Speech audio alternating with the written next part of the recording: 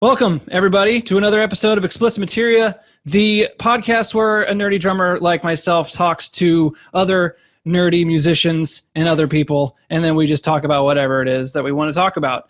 And today I have returning Dane Kinser. He was on the podcast a couple months ago. Everyone give him a soft... Good to be back, Dane. golf clap. And brand new to the podcast is Justin Smith, also a musician out here in Nashville. Hello. Thank you so much, Justin, for coming. Man, thank you for having me. I really appreciate it. I just clapped like Nicole Kidman for you. I don't know why. the palm heel clap? Yeah, makes sense. Dude, what's up, guys? How y'all doing?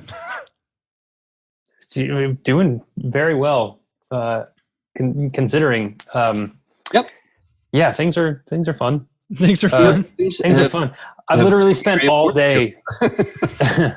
Yeah, I've spent all day playing video games today for the first time in forever. Even though all I have is free time now. I spent so much time today playing video games, and yeah, it's been. What games were you playing?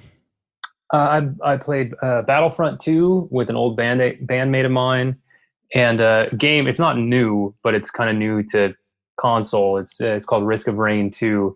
And I've been playing with my buddy Alex, who Dane was talking about before we started recording. Okay. Yeah, he and I played a bit today. It's cool. It's weird. It's like a roguelike. You start out. It's a first-person shooter, but you start out. You are in just some random spot on a map, and when you shoot things, you get money. You use money to buy loot, and the only real goal to progress through the game is to get to this teleporter to take you to the next level. And every time you activate the teleporter, there's a boss. And it sounds monotonous, but it's cool because you go through, you get new items as you achieve different things, different ways of defeating bosses, just different like character specific stuff, and you just keep unlocking and you get further and further every time. It's a lot of fun. Right on. So actually I do want to I'm going to lose some like nerd points for this, but remind me what like a roguelike is, because I heard that term like so many times. It's like roguelike. What does that mean? Is it like a dungeon crawler, or is it like... From what I understand, the main takeaway when someone says it's roguelike is that it's the mechanic where each run you lose all of the materials that you gain on the run, but you unlocked them for the future. Yeah. So I see. So it's like a difficulty element. I believe I'm probably wrong because I'm wrong a lot, but I'm pretty sure that that's what that refers to. Right on. Just sounds like slavery with extra steps. Yeah, that's exactly what it is. So it's funny, this podcast with Dane and yourself, we were going to do this a lot earlier, but we were waiting till Dane finished playing Final Fantasy VII Remake. Yes, we're not done talking about that game, everybody. We are definitely not done talking about that game. First of all, guys, 60 hours into the normal playthrough. So anybody out there watching, listening, it's okay if you take your time. Every friend of mine was like, yeah, it's a 40-hour game. I somehow managed to do it, attach another 50% to that. So you finally... no additional objectives over what you guys did. I think I did unlock all but one of the materia challenges in the first playthrough, which I was proud of. But other than that, yeah. I didn't do any of the extra side missions as far as like the VR side missions at the very end. I never did it. And you can unlock more and on your second the playthrough. Combat simulator. I just didn't. I just didn't feel like doing it. But Justin, you actually beat the game too, right? I did, and then I played through it again on hard mode and unlocked everything I could. I did all the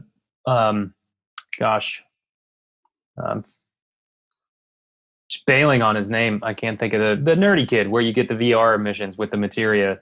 Materia. Oh yeah, Chadley. Chadley, gosh, thank you. Yes, I did all of his things, all of the like battle intel things. I did all the side quests. I went back to Wall Market and tried to get quest lines that I missed before. I didn't get all the dresses.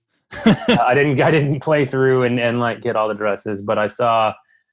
I'm pretty sure I saw all the cutscenes and unlocked everything as I maxed out everybody's weapons. I didn't 100% the game though. Yeah, I mean that's a lot. I mean, so for any 100% in any game that's a lot to ask for, but people do it. People do.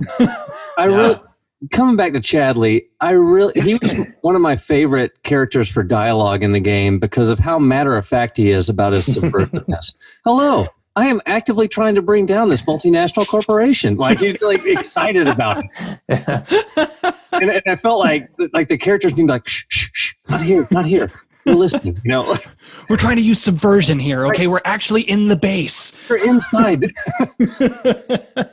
That is true. He was in like Shinra HQ, just being like, "Hey, you guys are here too. Hey." And that's a surprise. We're having to go around and use like the code word to find the mole. Like, hey guys, remember me? I'm going to bring this thing down. That's a good Chadley, point. shut up. Blow the cover, man. Funny. So yeah, okay, Dane, you beat the game finally. What do you think? What are your thoughts? Because I want to get everyone's thoughts who's beaten the game, and it varies widely. You know, like people say they hate it, people say they love it, people say they're indifferent, and they don't know what's going on, and they want more context to fully appreciate the ending. So where do you land? Oh man, I really dug it as a whole, and I'm sure we'll go into more detail. The ending was satisfying for me. They tied up a few loose ends, but more than anything, my initial responses were what's Zach doing here? I mean, the minute he's on screen, I'm like, okay, we're in uncharted territory now. Like, this is new. I mean, one of the questions going through the entire game for me was, and one of the first things I noticed was like, Aerith knows way too much. Yeah, compared to the first, the original, mm-hmm. And that never got tied up in any way. Why does she know so much? How does she already know her role in all of this? In other words, mm-hmm. And so that was one of the main things that I was left with right off the cuff. Was like, okay, that never got tied up. So right. I don't know. It was satisfying for me, though. I, from a challenge standpoint, I actually didn't have any trouble with the final chapter, and I did have trouble a lot along the way. Honestly, the solo battles were the worst things for me. Anytime one character, or even sometimes just two, if I had the whole party, I was usually fine. And so maybe I just never got good at solo combat. Yeah, the difficulty settings are adequate because sometimes you play a game and you put it on normal and you're like, "Fuck, this is normal." Like, come on, man! I ain't got. There's only so many hours in the day I can learn to like get really good at this. But yeah, I think they nailed the difficulty settings. I put it on easy for a little bit, and then I put it on normal because easy was too easy, Mm-hmm. and then and then I'm not going to do hard. Sorry, I'm not the hardcore player. Justin, what did you think when you beat the game? As far as just overall, you beat the game. You spent all this time in it. You're a Final Fantasy fan. You beat it. Was it everything that you had hoped for? It was. I would say yes, with maybe one or two very minor qualifications. It was what I'd hoped for. It was. First off, one of the most gorgeous games. It was beautiful. Every second of it, beautiful just to look at, was insane. The music, this series, the Final Fantasy series, is what got me into music to begin with. When I was a kid, I grew up. My first Final Fantasy was Final Fantasy, and like I like the OG original. The OG, I have it sitting.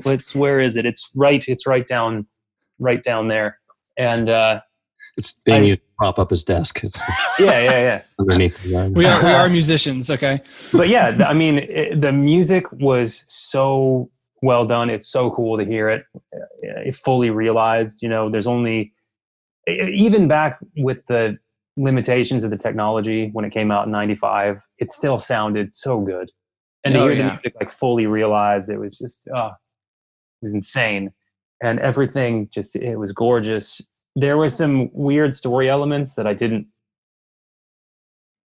really click with me, but so much of the original game, I think, worked because of those limitations of the technology. Like, you couldn't really have an expansive, open kind of world. You know, there were only 2 or 3 ways you could go from screen to screen, and it's a lot of times tough to make that work in such an insanely expanded universe. And I've watched Advent Children. I loved that. I played all the Kingdom Hearts games, and there was a lot of stuff that was reminiscent in the last fight in the game that was kind of reminiscent of that. And it was cool. I liked the new play style, although it took me a while to get used to. I got my ass handed to me like a lot. They throw, I mean, like when you get to the Scorpion, the very first boss, you're like, oh, okay, they're not fucking around. I started hard mode. That thing sucks. Yeah. Oh yeah. Dude, it fights you differently. It fights you differently. Did either of you guys try the classic mode? That was like I was about to ask you guys. I did not. I didn't either. No, I didn't need to. They put classic mode in from what I understand. They put that in because they knew like the super hardcores that really want turn-based combat and want nothing else would want something like that. And so it's nice to have that option, you know, like I think it's pretty cool. They don't need, like, it's unnecessary. It's I mean, I don't think it works so well as an action oriented battle style that, you know, if you like, I wouldn't be surprised if they didn't include it in the next one. Maybe they will. I don't know. But yeah, I thought the combat was just superb. It was not superb. It was a lot better than I thought it was going to be, because when they said it was going to be action based combat, I was like, oh, sometimes when they go full action based, it's, you know, there are a few things, but when like first battle I was in, was like, okay, this is what I want. This is great. Yeah, it was cool. I thought it was nice knowing that, like, if I ever wanted to just go and do it for the story or whatever, I could do it that way. Right. Like, it was a nice option to provide. Yeah. Yeah. I mean, it's always good to have options. Like, the more options, the better, especially if you can make them great. Like, it sucks kind of when you have the option to do something, but it sucks. You know, it's like kind of like first person, third person kind of thing. Like first person, it's usually like Skyrim, for example. Some people hate the third person mode in, not Skyrim, to Oblivion. Let's say Oblivion. People hate the third person perspective on Oblivion. I don't mind it. I like it. But you know, that's sort of what I'm talking about. But yeah, dude, like the music, the battle system was fantastic. But so your thoughts on what were your criticisms, Justin, just so we can get into the things that you didn't like very much about it.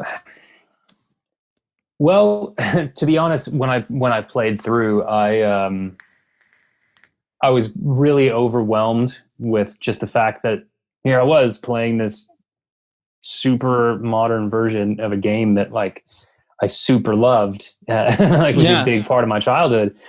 And I went through it and I loved it so much that I really wasn't being critical. When I played it again, there were just a few things that I can't really fault the game for, because it's just more personal preference. Mm-hmm. Like, I was, you know, to me, Final Fantasy was always a turn-based game.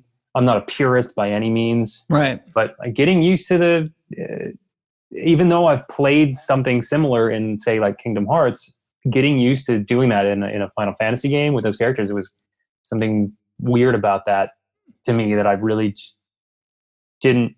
Right. Well, it's weird when it's a remake of a game that had strictly turn-based combat. Yeah. You know, it'd be different. Like if Final Fantasy 16 came out and had that combat system, we'd kind of accept it more. Right. You know, we were like, okay, it's a new entry into the Final Fantasy. This is brand new with a brand new director and this, that, and the other. We would accept that. Yeah. But it's kind of risky for them. Like, I didn't think they would take so many risks as far as like story elements or the combat system, and like, you know what, we're doing combat, we're doing fast-paced action based combat. And I was like, holy shit, are you guys really wanting to do that? Yeah, well, I mean, you can't fault them for that because that's what they've sort of evolved into. Right. Like, Final Fantasy 15 was that way, and I'm never played 13, so I don't really know if it was that way, but don't do it.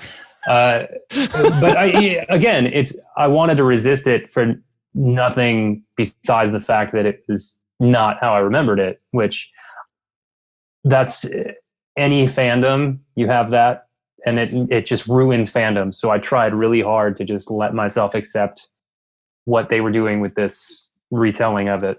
Let me ask you both a question. When was the last time you both played the original Final Fantasy VII? Well, I played it in anticipation of... Okay. You did? Okay. Yeah. So it was... I was the opposite. This year. It was this year. I knew this was coming. I actually didn't want to color my interpretation going in. That I did the same thing because I was thinking about playing it before it came out, but I was like, you know what? I'm gonna just play it as if it's a brand new game. Yep. That I've never played Final Fantasy VII. I don't know nothing about the world and whatnot, and just play it. And I think that really helped as far as like my love for it, because it was new and exciting.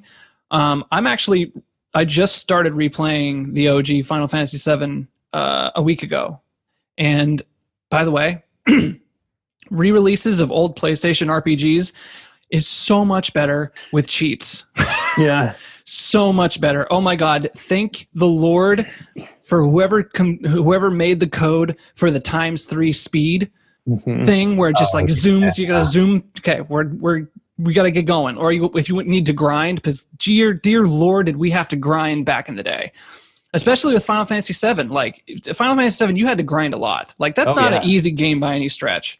I know a lot of like hardcores will be like, oh, it's super easy. You just got to know what to do. Blah, blah. Okay, well, whatever. You're great at video games. Hooray. So, like... And I'm in a weird minority. I actually like having to grind to an extent. Right. Yeah. There's something about that where you're building up to something, even though it gets kind of monotonous fighting the same enemies over and over again, but you're doing it because like they have the most gold or that. Like, I don't want to have to advance the story too much or think too much. I just want to turn my brain off for 30 minutes or an hour, and grinding is kind of a great way to do it because you still feel like you're accomplishing something. Yeah.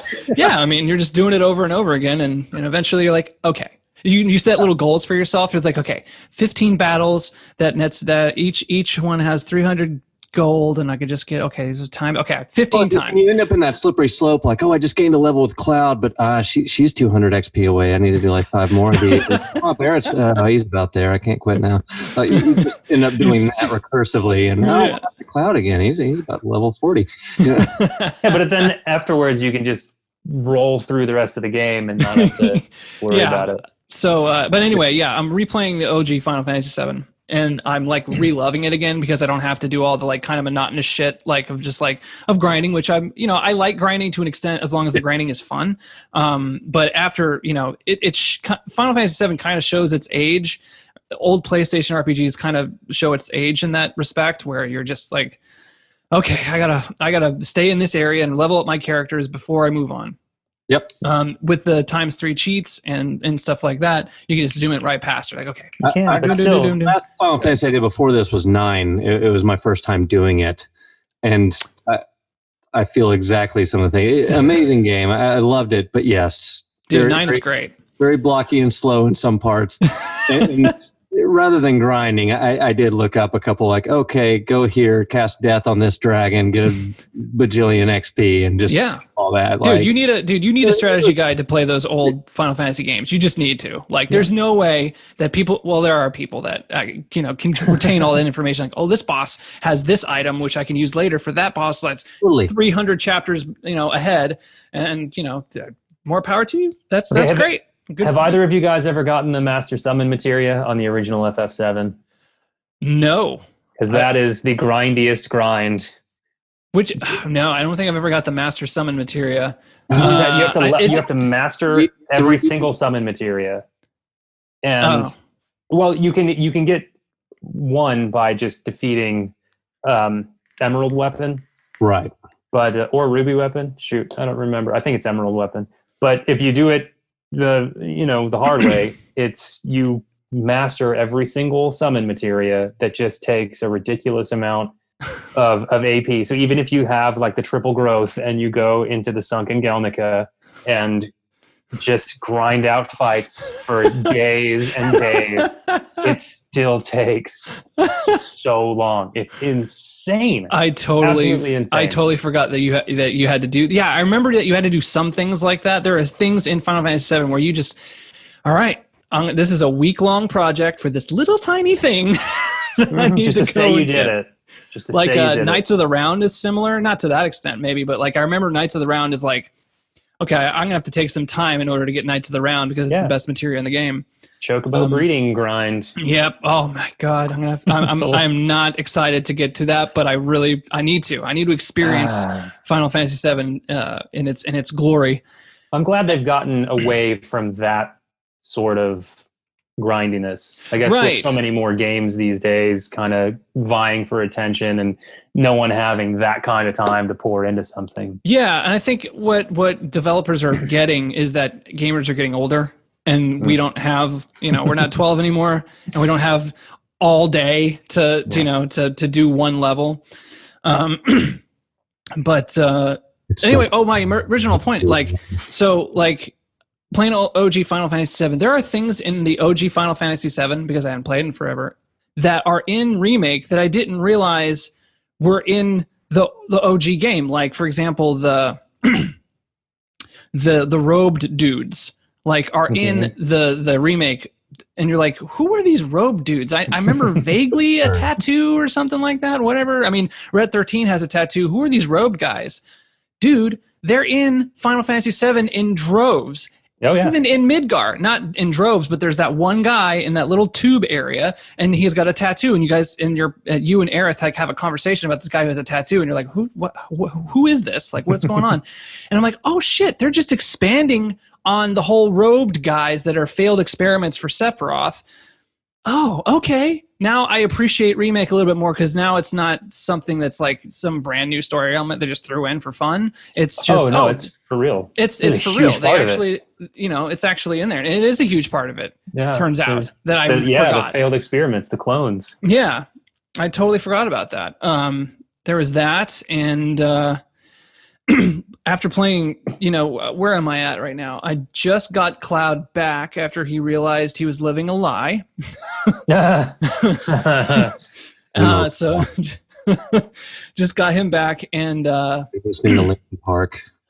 I will say this that I hadn't realized before. For years after beating the original Final Fantasy VII, and even playing it again, I've always thought that Sephiroth is just this evil prick. He's just evil to be evil. He's our Darth Vader, he's just the guy, the bad guy. And after playing Final Fantasy VII and a lot of other, and having conversations with a lot of other people who have theories on, where the remake is going, dude, I'm going to go ahead and say that Sephiroth is not the true bad guy. No, not at all. It's Jenova.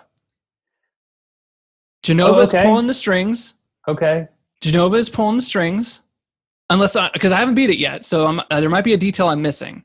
But I'm thinking that freaking the moment, because they make distinctions between a Sephiroth before he goes crazy, and then once he goes crazy and he gets dropped into the life stream, he is a completely different thing. Now he's like an alien. He's like a magic alien, that turns into a virus every now and then.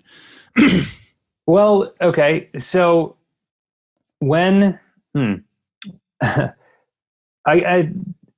like that tack on it. That's cool. The Sephiroth is basically just kind of trying to finish what Jenova started. Like the original intent that he explains it all in the original game. Actually, he says, his mother Jenova was this being that would travel from planet to planet and kill the planet and then use the planet as a vessel to go to another planet, and then kill that planet and so on. Right. So yeah, Genova is really kind of what they're up against, is this creature that can subvert, the powers that be to just kind of go around destroying things. So yes, Sephiroth is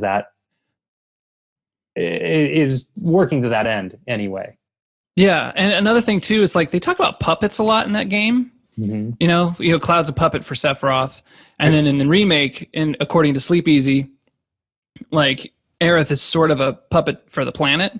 The planet tells her to do things. The planet sends her visions, and she's like, "Oh, I got to do this," and it brings up the reason why she goes pretty much against the planet and breaks fate and goes with Sephiroth. And you could say that Sephiroth tricked her, but she ultimately made her decision. She knew what she was doing. Anyway, yeah, I was like, well, okay, so you're starting to see like a perspective blooming here. And then I've heard a lot of people talk about a redemption arc for Sephiroth. And I was like, that's a really interesting thing. It's kind of hard because he kills one of the most beloved characters in the game, which, by the way, Aerith doesn't get a lot of like talk time in the original game, like at all. She gets killed rather quickly. It's pretty quick. Yeah. yeah. I think it's before the second disc. So I think so too. Third of the game, yeah. Yeah, it is. It's right before the second disc. You're right. Which I guess that's not really a fair. It's not like evenly split between discs, but yeah, it's pretty quick. Yeah. I would be really curious to see how they would even do that, because he's shown no remorse. Like he's always done what he felt like he needed to do. Right. Well, Dane, do you have any thoughts? I mean, do you think that maybe he and maybe even reaching so far as Genova sort of exist as an evolutional check on creation? This idea that Speakeasy, that's the name, right? Sleep Easy. Sleep Easy. Sorry. Yeah. My apologies, good sir. Thank you for your research.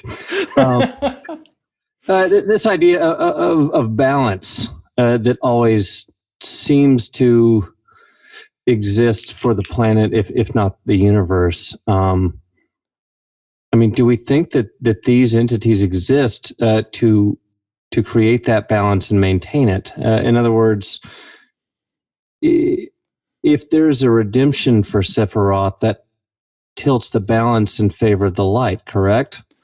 In other words, even if he had a redemptive arc, in theory, something would need to fill his place for things to continue? Well, that's a good point. Because if what I'm saying is true, and Genova's really the evil one pulling the strings, yeah, and the only way that Sephiroth can even exist even past death, which apparently according to Advent Children, that's the whole thing. It's like the only reason that Sephiroth is able to spring up out of nowhere is Cloud's memory of Sephiroth, or whoever holds Sephiroth in whatever memory, and he comes out of nowhere because people always remember him. It's kind of like Freddy Krueger. Isn't that like the same thing like Freddy Krueger? If you remember Freddy, he'll never die, or something like that. But anyway, little Sephiroth Horcrux. Yeah, right. Yeah. Well, so what I was thinking, like, what if Cloud had a different memory of Sephiroth and remembered Sephiroth before he went all nuts? What would that do? Well, I think he's just using the memory as a way to manifest physically. Yeah, it's not as his intention or for any real motivation. It's just for him to physically be a part of the world. There needs to be a memory of that physical body. So even if he was like selling ice cream to little kids in Midgar out of a truck, if that's the memory, he could still have a physical body. At least that's the way please create that. Could you imagine like him? But yeah, cool. Sephiroth comes and he's all like dark and hello, but he's actually instead of that big huge long sword, it's an ice cream cone. Yeah, and he's got like the ragtime one-winged angel playing from a loudspeaker. Pretty amazing. Hands them their cone, on a little blade. Just You know how they used to make spoof movies like Spaceballs for Star Wars? They should make spoof video games. Directed by Mel Brooks. Yeah, Mel Brooks is Spaceballs, the Final Fantasy. Take our money, Squaresoft. I'd buy it. The search for more money. But yeah, there's little things like that in the original game that I'm like, wow, man, I didn't realize like how much they really did like use from the original game. And the only thing that was different was the whole Whisper timeline stuff, which they essentially dump trucked. Yeah, there's a lot to unpack on that one. So what did question before we go there for you, Shane? Since you're playing through it right now, have you noticed any significant differences in the characters? Actually, no. I would say if there are any, that what Remake did like near perfectly was modernize the characters for the modern audience. As far as like their mannerisms, the way they talk to each other, it's seriously one of the best localizations from a Japanese kind of area, and then localized for Western audiences. It's the best that I've had the pleasure of playing, because when you buy anime type games, it really depends like how good the localization team is, like how, what director is in there, directing the voice actors to say, how are they going to say the things that, they're going to pull this story off, we got to believe this story, this fantastical world where giant beasts are roaming around and, you got to power up and you got to go, got to go freaking crazy. And then when you don't get that emotion, it doesn't work, man. And so I think Remake fucking nailed every single character, and updated them when they needed to be updated. Because when you look at the localization for the original Final Fantasy VII, you can tell that there's some translation issues going on, and you're just like, okay, no one says that. Like, not even 1997. We always enjoyed those. And so like you really got to nail it, and I got to tell you, like they fucking nailed Remake in that aspect. Like there was not one character in there who was like, nope, they wouldn't say it. They wouldn't say it like that. Nope, they wouldn't do that. I'm disappointed. I think they nailed the characters. From 6. What'd you say? Justin, I think it was a line from Kefka in 6. If it was a wacky line, it probably came from Kefka. Yeah. What's the line? I can't remember. It's one I've heard. Son of a submariner. Yeah, something like that. One? Oh, he goes, son of a submariner. Yeah, I liked it. I think it's 4. It's either 4 or 5. The one with Edward and he. I think Tella calls him a spoony bard. Or the spoony bard. So good. Absolutely one of the greatest lines. All right, so before we get like super deep, I have a question for both of you, since you've both played through the original and it's as part of your childhood growing up. What scene or scenes are you hoping they revisit in the following episodes of the remake? Dane, do you want to go first? It needs to be. It has been a long time for me. I'm going to have to dig deep for a second. All right, you take your time. I'm playing it now, so let's see. It's going to be interesting to see what they do with Junon. I'm sorry, Fort Condor, not Junon. Junon too, but Fort Condor. It's very interesting because it's completely optional. You don't need to do it. At least you have to do it one time. I mean, 2. There's 2 times minimum that you have to go to Fort Condor. Everything else is completely optional. It's gonna be interesting to see what they do there. I always remembered that as a kid. Like that was a little fun little tactical mini game to play. Mini game, yeah, for sure. Gold Saucer, man, you gotta have Gold Saucer. I mean, and I cannot wait to see what they do with Gold Saucer. They're just gonna fucking nail it. I feel like they're gonna nail it, dude. I hope so. But the thing about Gold Saucer for me is the scene where Cloud goes on a date. I've played through the game enough times. I've got Tifa on the date. I've got Barrett on the date. It's great, but that scene breaks me every time when it's Eris and they're on the gondola and that music is playing, and it's amazing. And if that happens in the remake, I'll be done forever, because it's not going to get better than that for me. And what I came to appreciate after playing the first Final Fantasy VII, which I didn't appreciate when I was a teenager, didn't realize like how stories work, like how there's cadences, and the director or the writers are taking you through this journey of this emotional journey, and when you're a teenager, all your emotions are only like and that's it. But man, like right after that date, right after that beautiful moment with Aerith, the next thing that you do is you go to the part where she gets killed. Yep. That's the next part. Thing. That's the next chapter. Yep.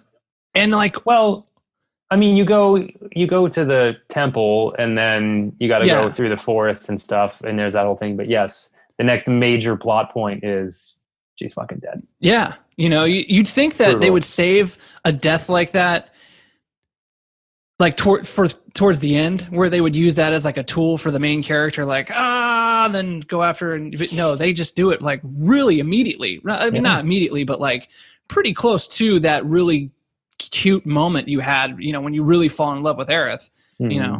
It's like whoa, and then they just take her away from you, just like boom, just done. Now, it was a nice time you had, right? Too bad. Speaking of that death, there have long been conspiracy theories. Are you guys familiar with these about not actually being dead because the body is still floating? Mm-hmm. And the body sinks. Yeah. Yeah. I totally remember that. Do you think that they play with that at all? Oh, yeah. You think that they're aware of that? I'm sure they are. Oh yeah, I think they will throw in so many little Easter eggs, like they did with the original, because they didn't throw that many Easter eggs in. From my understanding, they only throw in like one or two. Like you can go back to the church and she shows up for like a millisecond, as like a little ghost, and you like see her for a second, and then it gives you hope that she's still alive. But they're playing with you. They're playing with you. They're playing with you, man. And I thought it's genius back then. It's genius now. And Dane, I'm sorry. Go ahead. No. Dude, like I think that they're going to even leak something themselves. They're going to leak something on like 4chan or Reddit or something like that. Story in the meantime. That like if you do this one thing for 260 hours, she can come back. Because there were rumors like that back in the day. Yeah. There was a I don't know if a hack is the correct word, but you could manipulate the save file so that Aerith would be one of the characters. You would take the place of like Tifa or someone, and so you could still technically play as her throughout the rest of the game. Yeah, but it just wouldn't make sense for the rest of the story. Yeah, it was stupid. But you could if you really wanted to. Yeah, you could do that. But what was your thing that you were going to say? I was going to say, Dane mentioned something interesting about a possible redemption arc for Sephiroth, and what that would entail. Like, if Sephiroth wanted to stop this whole thing, he would have to not exist, essentially. And the way for him to do that, since he's holding on to his existence through Cloud's memories, would be to either erase Cloud's memories or kill Cloud, which is not very redemptive. No. But I suppose the possibility is there now, because at the end of Remake, all bets are off. The destiny is gone. So I was thinking the same thing, and I think that's what a lot of other big fans of the original Final Fantasy VII are worried about, is them changing up things to just change up things. Right. But after watching the last Sleep Easy video, when he's really getting into the whole cycle thing, I was like, okay, it makes sense that they're going to try and keep the story pretty much the same. It's just the context of this new story is going to be wider and bigger. Like, everything is going to happen the same way it's supposed to in the Final Fantasy VII, lore, but there's going to be this other perspective that we're going to gain through playing Remake part 2 and 3 and whatever. We're going to have a bigger perspective of everything of everything that has gone on, everything that we've played in the past, even the shitty games like Dirge of Cerberus. Like it's going to have so much more added on top of it, and I think that's the right way to go. I think that is the safest way to go, because if they start, because look, I said this with Sleep Easy too. I said, look, there are gamers out there just waiting for them to fuck up. Just waiting. They're just like, I told you Nomura couldn't pull it off. I told you they'd ruin of my favorite franchise and all that stuff. They're just waiting. And so I think, because they know it too. They know that the developers have, and they've spoken on this too, they know exactly how important this game is to a lot of people, and every single story beat is important to a different player. Like having a date with Barrett, they fucking love that you could do that. Yeah, you didn't have to, but when they did it was like, oh my god, I can go on a date with Barrett. This is freaking awesome. It's hilarious. Yeah. They're going to put that in there. They kind of did it with the first remake, because you can kind of have like a moment with either Tifa, Aerith, or Barrett, depending on what dialogue options you choose. Yeah. And so they know, they get it, and after playing the first game, I have faith that they do get it and they understand. So I have faith that they're going to not change up too much. At the same time, I feel like, oh man, if you know that the audience is expecting something and have been expecting it for a long time, this is the part where she's gonna die. I know exactly what's gonna happen. If you're dealing with a shocking moment where the whole idea is to shock your audience, you can't really do that if they know what's going to happen. So in that moment, it's entirely possible that they're going to do a switcheroo and have someone else get killed. Turn her into a chocobo. Yeah. They could do that.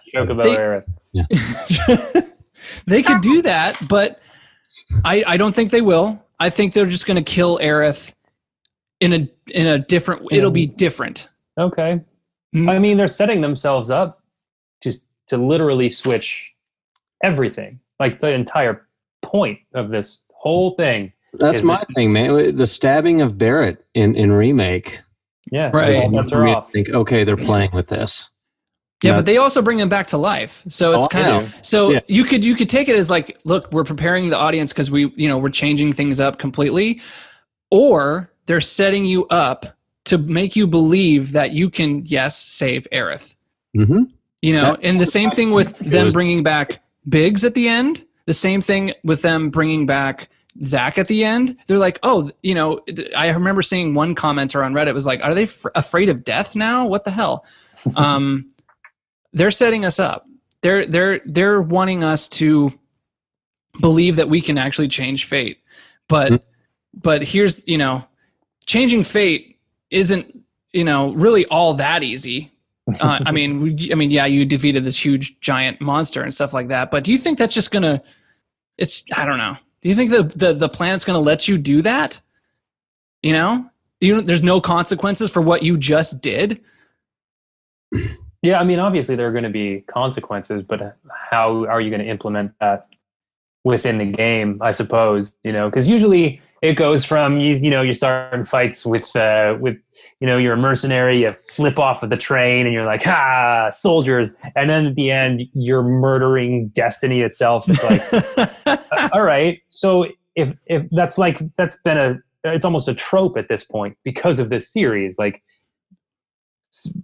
so what are you going to put as that big battle unless it's like literally just the will of the planet? Like, you have to kill the will of the planet to get out of this cycle. Like, it's insane. To explain the whole like them becoming like a lot more powerful at the end, I was like in the same boat you were. I was like, why the hell are they jumping through buildings and stuff like that? Like, a couple hours ago, this like just little robot was giving me trouble, but now I can jump through buildings. And like, if you notice at the end of the game, where it's literally a carbon copy of the last moments of Final Fantasy VII when you're facing off of Sephiroth. Mm-hmm. Cloud knows Omnislash. you don't learn Omnislash until the very end of the game. You know, like disc 3. You don't learn that, and it's actually kind of hard to learn it, but you have to go through like the tournament and stuff. The battle station. Yeah. So how does he know it? He hasn't learned it yet. It's because in the time of Singularity, that last chapter of the game where you enter the portal, you're entering a place where time and space don't exist anymore. Everything that has ever happened has happened. It's like multiverse theory. It's like it's a crazy moment where like things that you're not supposed to know. You know, like, does that make sense? At least that's how it was interpreted to me, and that's what makes sense, because if you're in this place where the future and the past are like intertwining with one another, of course you would know Omnislash. You would know all sorts of abilities. Sure, but you'd also know what's really, you'd also know the, I guess, would be past at that point, but you would know your future in your own personal timeline. So what else does Cloud glean from that, I wonder? Well, I didn't expect that. Touche, Justin. Touche. That's a good point. Another thing, you mentioned Zach living is really weird, because if Zach doesn't die, how does Cloud become, like, use his memory and like kind of absorb that and like just become Zach if Zach is still alive to like take care of him? Yeah. Yeah, well, see, the original Final Fantasy VII doesn't like really explain that, and neither does Crisis Core. Like, Crisis Core was made to like explain Zack's story, but it doesn't go into detail on like, okay, so how the hell does Cloud know what to do? Like, how does he know how to be a soldier? He's just he's like super strong because he's an experiment or whatever, but like, you know, he just knows how to use a sword, and he thinks he's Zack. It's kind of very vague and very anime, if you will. Sure. They just, because you got to take a lot of things on faith sometimes when you're watching like a fantastical sort of anime storyline, and I think that's what, that's why I kind of just had gave a pass to the ending, because it was like, okay, I have no idea what's going on, but that was super cool. It was. And, with it being episodic, I expected not to understand everything, Right. And more questions than answers at the end of chapter 1 for sure. Yeah, for me, anyway, that stuff by Sleep Easy was so in depth. I was blowing my mind. Dude, it blew my mind. I had to talk to him. I was like, dude, I need to have a conversation with this dude, because, and like, even we talked for 3 hours, me and him. We had that podcast for 3 hours. This is the longest podcast I've ever done. That I realized, we were fighting the planet there. That's who that was. Cool. Yeah, and so that's what I really liked about Sleep Easy's videos, because he's painting a bigger foe than the foe that we're used to, Jenova, Sephiroth, and Shinra and all that stuff. It's like, no. There's something bigger coming. Yeah, I always thought like Hojo was kind of the villain. To me, when I played through the original Final Fantasy, I was like, oh, this guy, man, he murdered Professor Gast. Like, he started this whole thing. He's trying to like help Sephiroth. He overloads the cannon to get the barrier down, and like, he's doing all these crazy things. And he's no one. He's just some guy. Yeah, he's the evil Einstein of the whole friggin' thing. Yeah. Just take him out, and then you're good to go. Yeah, but just with the rest of the compilation of Final Fantasy now, the story is so beyond that. It's like, yeah, that's one of the biggest criticisms that's out there. It's one of the worries about where Nomura is going to take everything, because when Kingdom Hearts, for example, people bring up Kingdom Hearts all the time because it's the most convoluted story I've ever played. It's ridiculous. It is, and it's a children's game. Okay, it's a fucking children's game, and I'm like, who the hell are all these characters? And are they the same person? Wait, so one person is two people? No, there's three people for one person, and they're all different names and they're all different faces. Okay, this is really licensing is confusing. Yeah. For sure. But it works with action figures. Fair. But anyway, you need to have absorbed all of the the lore outside of the original game. And that's asking, especially when all that lore is on different little platforms like a PSP or Totally. a GBA. It's like it's a lot to ask your audience who love this story to. And Sleep Easy said the same thing. And that's why I'm saying it. It's like it's a lot to ask your audience to to grasp all of the story when you do that. Yeah, when being just a fan isn't enough. It's exciting that there is that depth there. Like, if I never watched that video, if I never went any deeper, I still enjoyed the 60 hours I put into this. Like, no, absolutely. The reminder that enjoyment is still the goal of these things. Right. It's refreshing to me that all of a sudden I have a renewed vigor to like go back and find some of those smaller titles that I never did. And like, man, I need to go back and understand this. Yeah. To know that those resources are there, it's exciting to me. In the same way that like you got me into the Witcher franchise. Oh, yeah. And all of a sudden, yeah, dude, which led me to the show and stuff like that. And all of a sudden, seeing these things go to different mediums, that's exciting because now you can dig in as far as you want. Right. If you just want to play through it, fine, it's still enjoyable. If you want to dig deeper, it's there. It's kind of cool that we live in a time where games are getting this level of depth. Yeah, true. And so I think too. You can also say that the reason why people who loved the original Final Fantasy VII and aren't sure what's going on with Remake completely 100% is that I think Square Enix is actually throwing in things like the whispers and stuff like that to kind of make it fun for the people who actually took the time and effort to play everything, and they're throwing a bone. It's like, hey, thank you for supporting us, through all these different things in regards to the compilation. Very fair. Yeah, I don't know. Maybe that's just a positive spin on it, or you could just say I hate it. Well, I mean, garbage. And any fandom, the fans are the ones that inevitably just make it awful. There's nothing more insufferable to me than a Star Wars fan because no one hates Star Wars more than a Star Wars fan. It's just complaints about anything. You cannot possibly please. To love everybody. Something, you must loathe it. Yeah, exactly. It was the same thing I was going through with like when people were just hating on Game of Thrones last season, and I was watching. I was like, I mean, it's not the best, but it's definitely not the worst. Like I've definitely watched worse shows. Dexter comes to mind. I was going to say Dexter. I love that you said Dexter. But Game of Thrones is fine. Like it was fine. It was fun. Be happy that a nerdy show like Game of Thrones is the biggest show on Earth. Yeah, fair. Very fair. And so it's the same thing. It's like, I get it. We're very passionate about something. We want something to be a certain way. For example, I'm not the biggest fan of first-person perspective. I don't like it. I just don't. I'm not immersed by it. And people they don't care. They love like first-person perspective. They don't care, whatever. I don't like it. But I'm still going to buy CD Projekt Red's new Cyberpunk 2077 because they made The Witcher, and The Witcher's amazing. And there you go. And I'm going to support CD Projekt Red because they do video games right. And even if I hate the game because of that perspective, that's just me. That's my preference. It sucks, but it is what it is. Why don't we never see games from second person perspective where you're just following the main character around. Just tangential to the you play as Tails. It's like Sonic, but you're playing as Tails. Yeah, exactly. That's amazing. Luigi game. Yeah, you play The Witcher as the bard.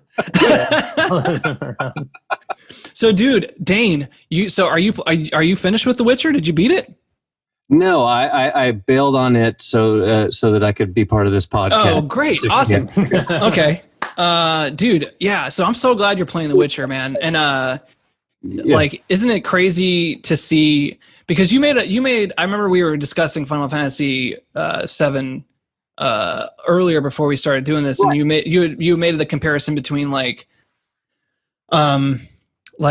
watching a Western made narrative for a Western audience and how different it is from a Japanese narrative translated into English and how it's different. Moving over was pretty jarring because The Witcher is so well written, in my opinion. Like it's a genuinely witty game. It makes me laugh.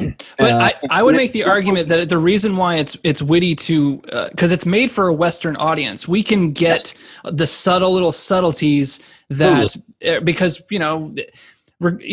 Japanese culture is a little bit different than American culture. Like we just grew up in different regions, and we have different dialects, and we put emphasis on different things. We have small little subtle jokes that only. I don't know. Absolutely. Yeah. And so when the reason why I say it's the best localized from a Japanese narrative to an American narrative for a Western audience is because I actually really, really understood each character. And maybe that's because they've been a part of me. No. But when there's always that little the disconnect somehow when you're playing like an anime or something or anime, there's just you just accept it because you've been playing anime games for forever. And honestly, you just one of my critiques of The Witcher actually is that some of the dialogue is too modern. It's not period correct for where they're setting that. Like it's using some modern phrasing here and there. And the other thing is I do believe it is written maybe for a slightly older audience. Whereas when I look at a game like 7, that was made for teenagers. Teenagers. That's a great point. Cool. You know what I mean? That's a great point. I feel like the remake was actually really faithful to the original in terms of dialogue, for better or for worse. Right. It was true to that, but it also has aged a little bit differently in that, oh man, what I thought was really funny when I was 13. Oh, this isn't doing it for me now, Yeah, exactly. Yeah. Hang on, I'm fixing my mic. My mic's about to fall down. Like I look at the Barrett character and I just hear Mr. T now, or back in the day it was fine.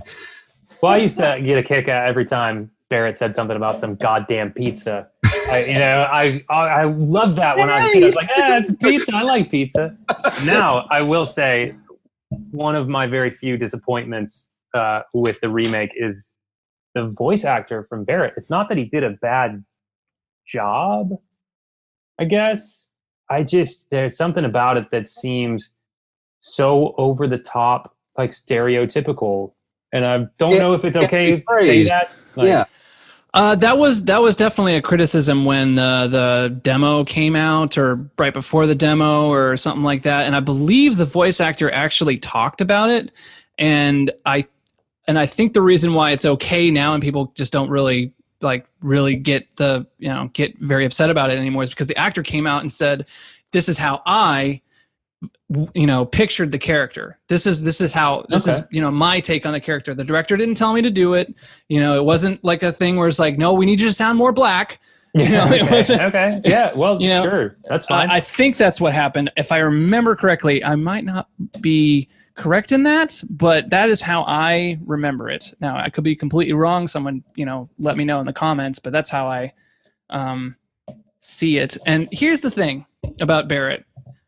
I think because he, when you play the original Final Fantasy VII, you're like, okay, they totally wrote Barrett like Mr. T. Like, this is Mr. T. Yeah. We can't deny that Mr. T doesn't exist. Like, he's a guy, he's a dude. That's how he talks. And so, I don't know. You can't, I guess they could have toned him down a little bit, but at the same time, man, he's like, in the game too, he's just like, really in your face all the time. Like there's no chill with Barrett. They could have leaned into his motivations a little better. Because it's just like, I'm here for the planet, the whole time. I almost would have liked to see maybe a little bit more reflection between him and Marlene. Those were actually maybe the most touching scenes that you had with the Barrett character. I would have loved to see them lean into that a little bit more. It's not just, I want to save the planet. I want to leave a better planet for my daughter. True. Establish that connection a little bit more. Maybe even have him have some flashbacks in some tense moments where maybe even right after he gets stabbed, that's who he's thinking about. Give us something there that gives some depth to that character other than just like, we're going to get down with shit. That's sort of his one mode. And there's more to him than that. He's a father. And I didn't feel like they leaned into that enough. Well, in the original game, they don't really dive into it. They really don't. They really don't. You're right. Because I'm playing it right now, and how they handle it in Remake is how they handle it in the Final Fantasy VII. What'd you say, Dane?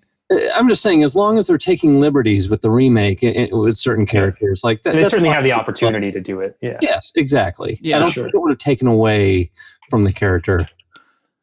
Yeah. I would.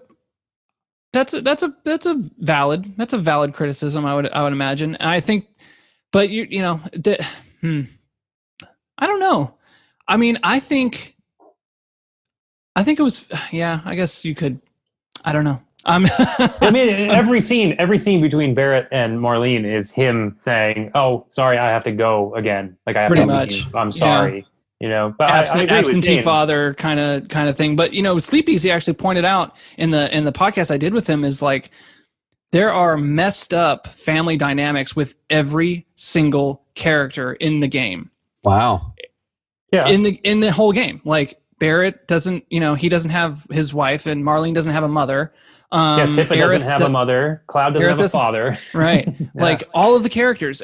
I mean, I guess you don't really know about Sid or Kate Sith, you don't know, but you're not meant to. All the major, all the characters that get all of the backstory, they don't have like a solid family unit. That's like true. A theme that, Square Enix likes to throw in. Apparently, especially in 8 and Final Fantasy 8, that's a big thing about parental, guidance. Everyone's an orphan. Yeah. Yeah. Everyone's an orphan. Exactly. Oh, Final Fantasy 8. Good old. That's my next game. Had some great music, dude. 8. I'm gonna play it again. Excellent music. And I loved 8. I was one of my favorite Final Fantasies when I played it, and a lot of people hate it. I don't know why, and I'm gonna have to play it again to understand why people hate that game so much. Why do you hate it, Justin? I mean, I wouldn't say I hate it. It's your least favorite. I would say it's my least favorite of the ones that I've played. Which is like saying, this is my least favorite pizza that I've had. Like it's still probably good, like it's enjoyable to eat. But I wouldn't, if the other options are available, I would take something else. Right. If you had like, I don't know, like a shitty hot dog and Hawaiian pizza, you're like, oh, well, I guess I'll take the Hawaiian pizza. Yeah. It's fine. Like I wouldn't say that it's a bad game because who the fuck am I? I'm not going to make a game that's better than that, Fair enough, but you are a consumer. You bought the product, and you have every right to voice an opinion about it.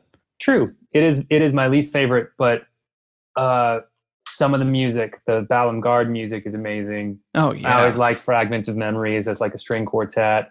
And the piano version of Silence in Motion is one of my favorite things to come out of the series. Dude, yeah, 8 has like the best music of them all. Really, they really knocked it. I would say 6 does, but we don't have to get into that because that's my own stupid opinion. That's really indefensible. 6 is definitely it's. I go back and forth. Tell you the truth, I totally go back and forth. Like, dude, 6 had such good fucking music. Like the decisive battle just gets me freaking pumped. And it was bleeps and bleeps. It was 16-bit. Yeah, right.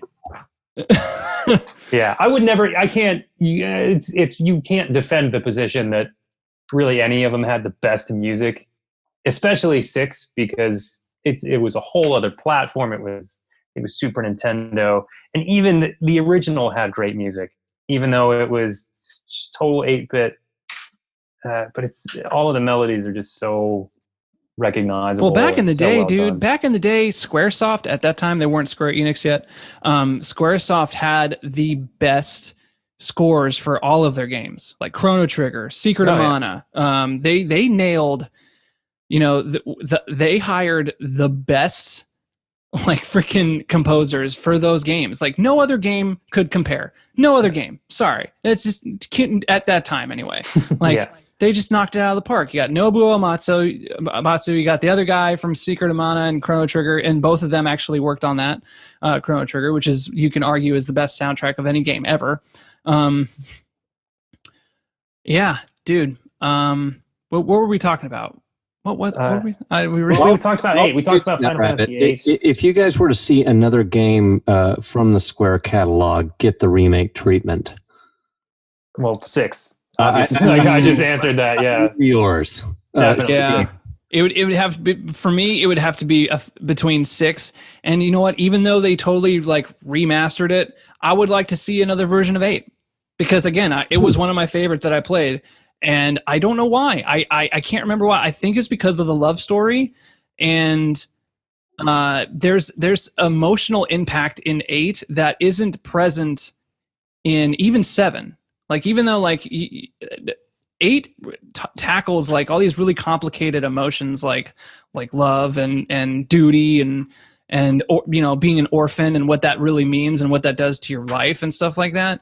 And I need to play it again to fully really try to grasp what they're trying to tell me, because there was something about 8 that I just fell in love with, and I cannot for the life of me really remember why, because it's been so long since I've played it. It's the Doom Train summon. That's why you love it so much, I bet. That's what gets everyone. Everyone loves Doom Train. Ghost trains. What was summon a ghost train? And let it be known too that maybe the reason why I loved 8 so much is because back then I actually used cheats on Final Fantasy 8, because at that time I was in was I in high school? Yeah, I feel like I was in high school, and you know, I had homework and I'd hang out with friends, and I didn't have a lot of time to dedicate to gaming. And so I was like, I love this game. I love the story it's telling me, but I don't have all the time in the world. And I wasn't really hyped on the actual battle system. I felt like I was struggling there. And so I was like, fuck it. I'm just going to Game Shark the hell out of this game and play it. And I did. And it was fine because I played it for the story only. That's probably why you liked it. Yeah. Maybe that's totally why. And it's probably how I'm going to play it again. Sure. I mean, When you take away, who can judge you? Like, good. you're playing the game, you want to play it. So have you played which of the Final Fantasy series have you played, Shane? Let's see. 6, 7, 8, 9, 10. Didn't play 11 because I don't play online. 12, Right.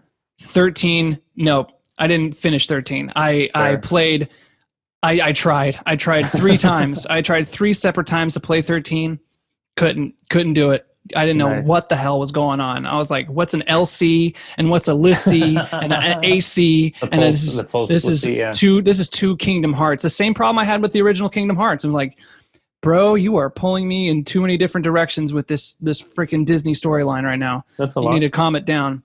And and okay, so 12 I played. Okay. Let's see, and then I didn't play 14. I did play 15. So everything after 6, I tried to play 5, 2, and 3, and 4. I just couldn't get into them because I was spoiled with 6. 6 was my first Final Fantasy game. It's tough to do it retroactively, for sure. Yeah, I mean, people love 4 because that was the first one they played, and then they go into 6, and then they did it properly. But dude, I was spoiled with 6, man. 6 was back, man. Cecil, hell yeah. Dane, you've played most, if not all, of them, right? You've probably played more of them than I have, because I never played 13. 7, 8, 9, 13.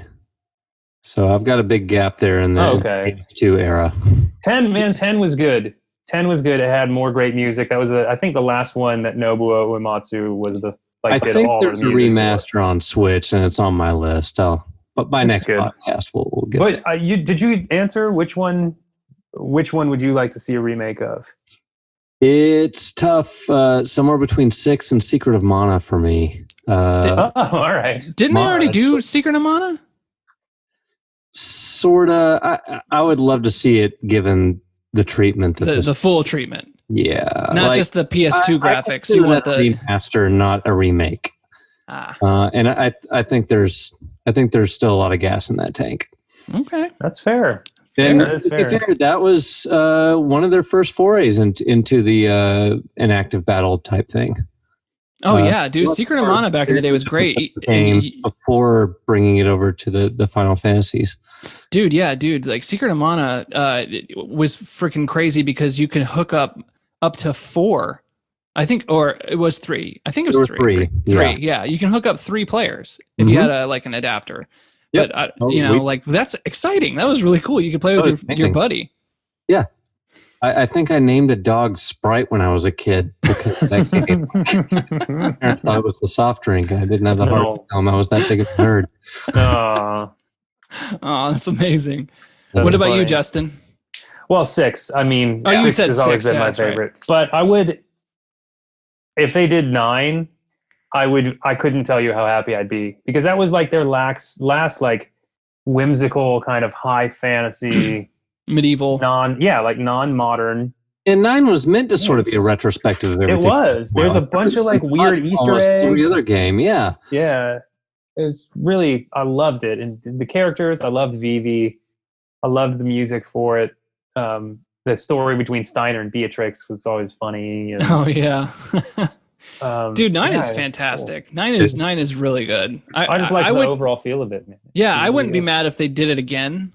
Like another mainline Final Fantasy. Maybe Final Fantasy 16 will have like all the little sprites, but in like HD, freaking 4K. I got to be honest, the scavenger hunt element of that one was one of my favorite things. Yeah. And it's Great not a mechanic that I've seen them revisit much since then. But I found that one particularly endearing. Do you guys ever play, because Final Fantasy games do this all the time, do you guys ever play like the card games? Like, I think they did it with 8, and I think they did it with 9 too, like the card games. Yeah, Tetramaster. Yeah, Tetramaster in 9. I don't know if it was called the same thing in 8. I didn't do it in 8. I think they did it. I'm not sure if they did or not. It was some sort of like card game. Yeah. Okay. I don't remember if it was called the same thing. But circling back to Witcher, I got into Gwent, man. Like a lot of people did. That's why they made like its own thing. They did, yeah. They released its own like thing that you could buy. It's just Gwent, man. Man, I'll tell you what. Though, speaking of card games in real life, recently, I don't know how recently, probably within the last 6 months or so, Yoshitaka Amano, who was the character designer for Final Fantasies 1 through 6, I think. He did artwork for one special release of a Magic the Gathering card, and it's Liliana something or other, and they never translated it to English. It's just the Japanese release of this card, and I need to get my hands on it. Oh my god! I have books of his artwork.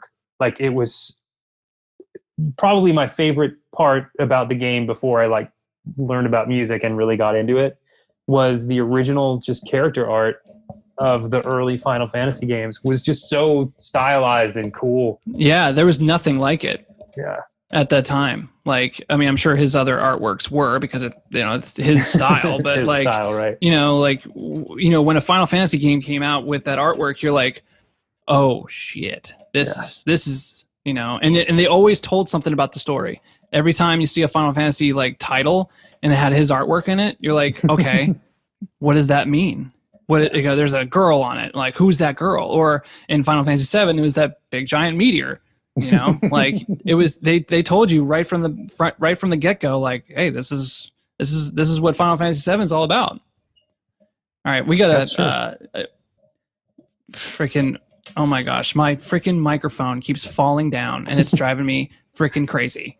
I apologize for the unprofessional setup I've got over here. This is insane. It worked totally fine the other day, and all of a sudden, don't let it happen again. Since the guy with like headphones and like earbuds and a terrible setup. I'm just gonna hold it like this. What's up? Yeah. Looks very natural. I'll do it with you, and we'll all be together. Hang on, I'll hold my laptop up because that's what I'm using for a microphone. We need to get you some materia for your Buster Sword back there. I know. I was just thinking the same thing, man. Like, what? Tell me this: did anybody have a favorite or least favorite, like most useless materia in their playthroughs? A lot of the ATB stuff I didn't really use. I never used that. The doubling effect, that's for sure. Yeah. Yeah, in Remake, they don't really dive deep into like the wearing the certain armlets that give you the double growth on your materia. Right. There's really no need for it, and Yeah, they made the equipment relatively simple compared to previous games, I thought. And maybe that's by design. Maybe because it's more fast-paced, action-paced, they wanted to more dedicate, I don't know, to the actual story, to the characters. They want, because they can't do everything. I understand they can't do everything, but I can understand that something like that is like it's a big thing in Final Fantasy VII, the original game. Something that I totally forgot about is like, oh, I need to wear this armlet because it has all of these materia slots in it, and oh, by the way, it has double or triple materia or AP. I didn't find myself switching weapons out barely at all. Like there was usually a clear choice, like this is the best one for the character, right? And that's also by design. I thought that was really cool because, like, if you wanted to play as with Cloud's Buster Sword the whole game, totally fine. You can. I like that, but I also sort of like, I don't know, maybe switching out for situational reasons. Oh, sure, yeah, but they gave you the option doing that. That's fair. Yeah. Well, you use because the mithril thing for magic stuff, and you use the hard edge for attack stuff, right. And right. Kinda... Or if you wanted to just be like a hard nose, like no, this is freaking Cloud's Buster Sword. Yeah. This is what I'm using. Damn it! Viable. Yeah, it was viable but for sure. It's cool because, like, in the old OG games, once you get your first weapon, and then once you upgrade from there, you don't really use that weapon ever again. And so. With 7, his sword is so iconic that I thought it was smart of them to, like, look, if you want to really use his sword the entire game, you can. Which is generally what I did. Yeah, generally, of course. I think Tifa was the one I switched weapons on the most. Mm-hmm. I used the feathered glove, the purple thing. Doing the build with the feathered gloves? Yeah, it was fun. I never got good enough at it to, like, really do insane things, but it was fun because it was noticeably a different play style, even though you're really essentially doing the same thing. Do on my hard playthrough is sort of shift her in a different direction with that. Mm-hmm. Honestly, one of my critiques that I didn't mention earlier was that, like, there were a number of things left out of the tutorials on how to use the character. Like, I didn't know what the chi was for her. Oh. Yeah. Okay. The what now? Exactly. Sort of in the weapon upgrade section, you can sort of purchase the upgrades that allow her to possibly enter the battle with an elevated chi level. Mm-hmm. Am I that wrong? Is that why you don't understand it, or is yes? Okay. No, it's so the triangle commands that she can do. Yeah. Oh no! I think there is no explanation. Yeah, you're right. But they don't tell you. Late for me that, like, oh, this puts me ahead on my unbridled strength attacks. Yeah. Yeah, they don't tell you that. That's true. They did not tell you that. Honestly, and I saw no reason to pour into something I didn't understand. Once I understood, right. I was like, yes, I want that. I want to come in and just be able to wreck it up immediately. Yes, of course I want that. True. Honestly, I was not. I didn't get the hang of fighting with anyone other than Cloud until I got to Wall Market and did, like, the one-on-one battles. That's, like, really how I learned how to fight. Those still without understanding that. Maybe that's impressive. Maybe it's not. I don't know. You're right though. I think there is a lack of in-depth explanation. It's all very tangential. They mention it. They're like, this does this. Okay, bye. Yeah. They kind of do that in the original Final Fantasy VII too, though. They kind of just like... Really? Yeah, and those little mini games, like... I'm trying to remember. Well, I guess in the snowboarding, when you're doing the snowboarding, you have a couple times you can, like, ask them twice. Like, hey, how do I snowboard again before I jump down this hill? Which, by the way, like, is kind of funny considering, like, you go snowboarding right after Aerith dies. Like, to, like, this is all great. Everyone copes in different ways, Shane. Okay. So, do you think they're gonna? Do you think they're gonna include the Mog game, the Mog House game, in the next episode of Remake? The Mog House game. I can't remember the Mog House game. It's in the Golden Saucer. All you do I didn't is this play big it. story, and you press a button to feed Mog a nut, and you have to feed him the correct amount of nuts so that Okay. he can Oh, fly yeah. and impress this girl.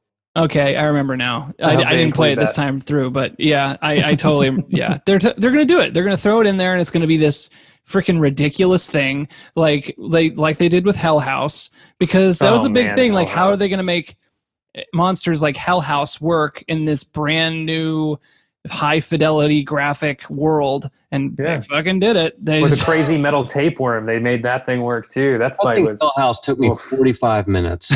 Like, I think I was slogging for that long. Have fun on hard mode. It spits out tonberries 3 at a time. Explaining to my wife what a Tonbury was one of my favorite. she's like, is that a sex thing? What is that? Like, oh, he's cute. No, he's not. He's No. evil. He's an evil little. Very evil. He's an evil little fucking prick. God, when I first saw Tonberry in Final Fantasy VII, I was like, why would they do this? Why would Yeah. they do this to me? They've already taken Aerith. Why would they do this to me? Lurching at me with his little knife. Just slowly coming at you. And I like it's just a chef's knife too. Like he's cutting carrots, he's gonna kill Right, you, yeah, and then it's gonna go right back. He's break some chilies. Ugh, Yeah, it's making some chicken paprikash and then stat. such a friggin' yeah. It's such an amazing game. That's another thing I love about the series is just the recurring some of the recurring monsters. Like I know they go through a lot of cultural mythos. You know, they dive into the mythology of a lot of different things, and I love that about it. Oh yeah. I love that Biggs and Wedge appear in every game, but as sort of different people. Yeah, Vix and Wedge in the original 6. Yes, Yeah, Vix and Wedge. and a Sid as well, if I'm not mistaken. Sid is around In 6. Yeah. yeah, and 5 and 4. He's in 4. Does he? I don't know if he precedes that though. I don't remember if he's in 1 or not. I don't think so. No, I think from 4 on he's been a mainstay. Even in the 9 is by far my favorite because he's he's a bug for most of the game. What's it called? An Oglop? He's an Oglop. it's an Oglop. God, 9 is so good. I love so 9. good. I absolutely love 9. The music in 9 is great, but I think the cinematics got to a point in 9 where I was like, this is really cool. Yeah. They would do the cut scenes and they just looked so great. The thing with Atmos, like destroying, I think it's Bermesia. It just like sucks out. And then when Odin destroys Clara with the spear, it's like, oh yeah, good memory. Damn, And- yeah, I totally forgot about that. Yeah, dude, freaking 9. They took it to the next level because like that was what you're waiting for. Ever from 7 on, you were like, oh shit, they know how to freaking make some cinematics. This is and from 8. You're like, wow, these are really cool. And then 9, you're like, oh my God, can it get any better? And then 10 came out, and you're like, good. 10 was good. It was good. 10 was great. Yeah. As far as the cinematics goes, right? Like the actual cut scenes were crazy. Yeah. Because that was the first one for PS2. PS2. Yeah. So we got to take them to the next level. Got a serious upgrade, but man, that's like one of my most and least favorite things about the series. From 7, it got such a world of technology opened at that point where it was still focused on the story. It was like this sweet spot, the graphics were good. It was still stylized, really cool. It was pretty iconic. The music was good, even though it wasn't like real instruments. And it started to go towards, this game looks amazing and it's Final Fantasy. That's it, like that's it kind of went that way. I'm telling you, it had that like effect on poster child of that whole mentality. What'd you say, Dane? I couldn't hear you. I consider 13 to be sort of a poster child of that mentality. Yeah. That was I think 13 was the moment I think Square Enix was like, okay, we gotta change things up here. We got to start listening to the fans a little bit. We took a lot of liberties here. Let's start, because dude, like 13 is unlike any other Final Fantasy game that's out there, and not the best way. I mean, Yeah, really. because it started at 12. Because when 12 came out, 12 was good. 12 was a good game. It was fine with it. It was different, but it didn't have Nobuo Uematsu. I'm sorry, it just did not have like that. And that the music is such an important part. And I'm not saying that Final Fantasy 12's music was terrible. I'm not saying that. But what I'm saying was it was too different. It was too different, too fast. And I was like, all right, we're on a down slope here. What are they going to come up with next? Yeah. And then they came out with 13. I'm like, this is not looking good. This is not looking good, guys. Well, I've heard really good things about 14. They're still adding on new things to that. I've never played it, but it looks. But people incredible. who play online MMORPGs say that 14 is one of the best of them all, and that's a feat. That's a feat in itself to make an MMORPG that people are like insane over. For sure. But guys, I got to get going here. We've talked for about an hour. Yeah, I could talk for days about this.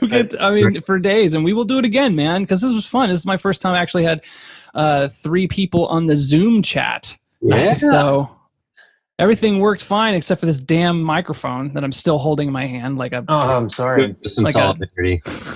Yeah, like a talk show host. So I was. My headphones up. Well, thank you for bringing me along, man. This was fun. Dude, thanks for coming along. Dane, as always, it's always a pleasure to have you. It's good to talk to you and good to have a drink with you. Hey, good to be on Materia again. Yeah, dude, man, we're gonna do it again. Hope soon, sometime. Who knows? Definitely we'll talk about. Yeah, we'll have a part 2. Nice. Yeah. Shoot. I got to finish watching those Sleep Easy videos because, man. We're going to be in our 70s doing 5. He's almost out with number 4. I talked with him the other day. Wow. That's an incredible amount of research that he's put into that. I mean, it's insane. It's insane. If you haven't watched or listened to the podcast I had with him, we go into like his process and how he was able to like pick up things and stuff like that. It was really fun. It was really fun talk. And if whoever's watching this hasn't listened to that last podcast, do that because definitely it was great. It was really good. All right, guys. Thanks for coming on, and you guys have a good one. Thank you, man. You take care.